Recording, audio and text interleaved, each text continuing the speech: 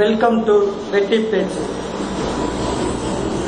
இந்த விஷயம் வந்து ரொம்ப சென்சிட்டிவான ஒரு விஷயம். கொஞ்சம் தப்பானாலும் வேற மாதிரி ஆங்கிள் எல்லாரும் ஃபீல் பண்ணிடுவாங்க. இருந்தாலும் இது குறித்து நான் என்னோட கருத்தை பதிவு பண்ணணும் அப்படிங்கறக்காக தான் நான் இப்ப பேசிட்டு இருக்கிறேன். சமீபத்துல ஒரு சம்பவம் நடந்தது. அதாவது ஒரு தமிழக பெண் எம்பி வந்து தமிழக ஆண் எம்பியை டெல்லி ஏர்போர்ட்ல வச்சு அடிச்சிட்டாங்க. அடிச்சதுக்கு அப்புறம் என்ன ஒரு ஆவேசமா அவங்க சொல்றாங்கன்னா, என்னோட கட்சி தலைவர் பற்றியும் தமிழக அரசை பத்தியும் தவறுதலா பேசினால ஆவேசத்துல நான் அடிச்சிட்டேன் அப்படிங்கிறாங்க. இதுக்கு நான் பதிலடி கொடுக்க நான் என்னோட டெல்லி வீட்லயே நான் தங்க போறேன், பயணத்தை ரத்து பண்ணிட்டு அப்படிங்கிறாங்க. இவங்க நடந்துகிட்ட ஒரு செயல் ஒரு தப்பான ஒரு விஷயம் அப்படிங்கிற ஒரு குற்ற உணர்ச்சியே இல்லாம இது மாதிரி ஒரு ஸ்டேட்மெண்ட் கொடுத்தாங்க. அதுக்கடுத்து அவங்கள கட்சி தலைமை விசாரிக்கிறாங்க. பதவியை ராஜினாமா பண்ண சொல்லி நிர்பந்திக்கப்பட்டதா தெரியுது. கண்டிப்பா இந்த மாதிரி செயல்பட்ட ஒருத்தர்கிட்ட பதவியை ராஜினாமா செய்ய சொல்லுவாங்க அப்படிங்கிறது யதார்த்தமான ஒண்ணு, எல்லா கட்சிக்கும் பொதுவான ஒண்ணுதான். அதுக்கடுத்து இவங்க நாடாளுமன்றத்துல சொல்றாங்க. என்ன சொல்றாங்க? என்னோட கட்சி தலைவர் என்னை அறைந்தார், பெண்களுக்கு பாதுகாப்பு இல்லையா? கேள்வி, பெண்களுக்கு பாதுகாப்பு இல்லையா? ஆக்சுவலா இதை யார் பேசியிருக்கணும் அப்படின்னா, அடிவாங்கினவர் பேசியிருக்கணும். ஆண்களுக்கு பாதுகாப்பு இல்லையா? ஒரு பொது இடத்துல ஏர்போர்ட்ல வச்சு ஒரு பெண், அதுவும் ஒரு எம்பிய தாக்கிட்டாங்க, ஆண்களுக்கு பாதுகாப்பு இல்லையா அப்படின்னு அவர் தான் கொந்தளிச்சு பேசியிருக்கணும். ஆனா பேசினது யாருன்னா இவங்க.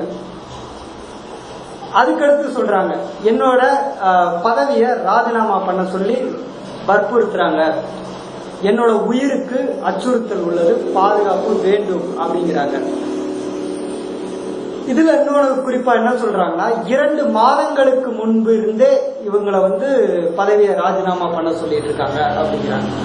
2 மாதங்களுக்கு முன்பு ஏன் ராஜினாமா பண்ண சொன்னாங்க அப்படிங்கிறது உலகத்துக்கே தெரிஞ்ச விஷயம். அவங்க ஒரு ஆண் நண்பரோட பேசின ஆடியோ வெளியாகி ரொம்ப அவ்வளவு கேவலமா பேசியிருப்பாங்க. 1 கோடி பேருக்கு மேல அதை பார்த்திருப்பாங்க கண்டிப்பா.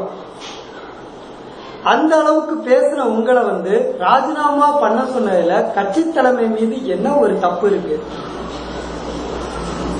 நீங்க கட்சி தலைவர் மீதும் கட்சி தலைமை மீதும் அதிக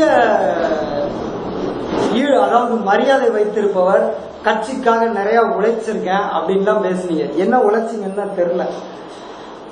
ஆனா அப்படி நீங்க மரியாதையை வச்சிருக்கீங்க.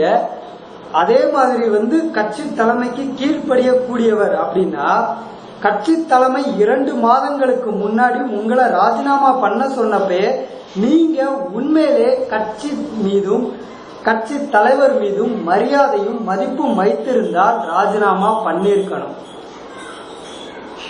அவங்களே சொல்லலைனா கூட இப்படி ஒரு ஆடியோ, அதை தொடர்ந்து வந்த புகைப்படங்கள், இதெல்லாம் வந்ததுக்கு அப்புறம் கட்சி பேருக்கு நான் களங்கம் ஏற்படுத்திட்டேன் அப்படின்னு நீங்களா முன்வந்தாவது ராஜினாமா பண்ணிருக்கணும்.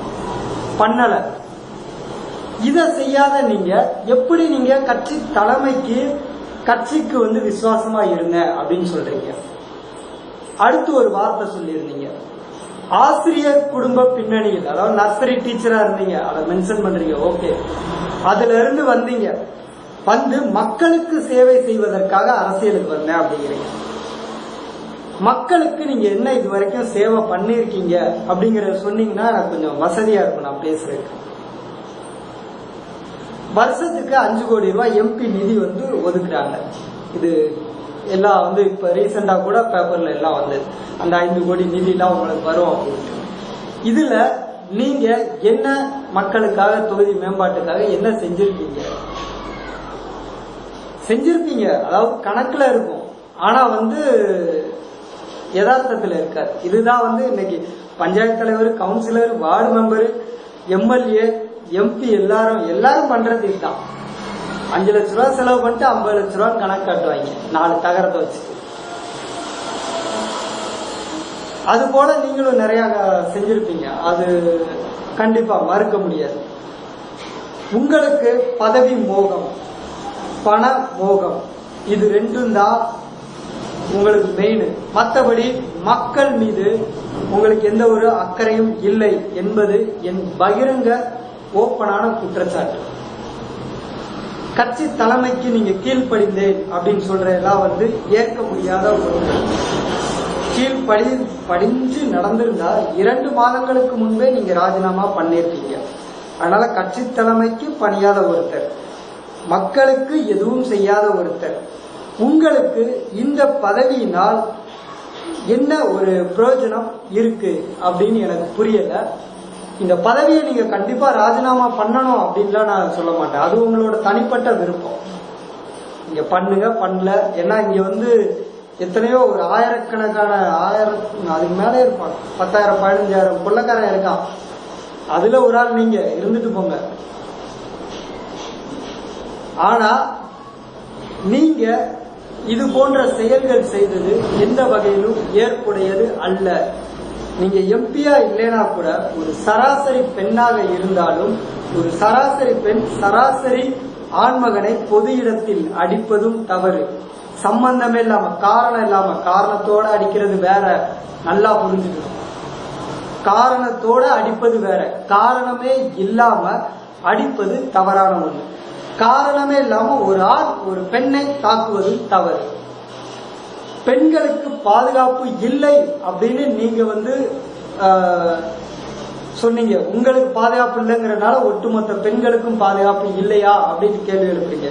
பெண்களுக்கு பாதுகாப்பு இல்லாம எத்தனையோ வன்கொடுமைகள் நடந்துகிட்டு இருக்கு. எவ்வளவோ விஷயங்கள் தினம் நடந்துகிட்டு இருக்கு. இதுக்கு எதிராக ஒரே ஒரு நாள் ஒரு முறை நீங்க குரல் எழுப்பியிருந்தா நீங்க இந்த பதவியில இருக்கிறதுக்கு தகுதியான ஆள் அப்படின்னு நான் சொல்லுவேன். மக்களுக்காக ஏதாவது செஞ்சிருந்தா இந்த பதவியில இருக்கிறதுக்கு தகுதியான ஆள் நான் சொல்லுவேன். எதுவுமே கிடையாது. அப்படிங்கிறப்ப நீங்க இந்த பதவியை வச்சு என்ன பண்ண போறீங்க அப்படின்னு தெரியல. இப்ப சமீபத்துல 2 தினங்களுக்கு முன்னாடி கூட ஒரு சில போட்டோஸ், ஒரு 10-15 போட்டோஸ் கட்சி வட்டாரத்துல சுத்திச்சு. நக்கீரன்ல கூட போட்டாதான் சொன்னாங்க, நக்கீரன்ல கொஞ்சம் எடுத்து போட்டாங்க அப்படின்னா. அதெல்லாம் ரொம்ப ஆக்வர்டா இருந்துச்சு அந்த போட்டோ எல்லாம் பாக்குறப்ப. இதெல்லாம் பேசக்கூடாது. இருந்தாலும் உங்களோட செயல்பாடுகள் பேச வைத்து விட்டது. நான் உங்களை தனிப்பட்ட முறையில் புண்படுத்த வேண்டும், களங்கப்படுத்த வேண்டும், அவமானப்படுத்த வேண்டும் என்று பேசுறேன். பொதுவா நான் வச்சிருக்கிற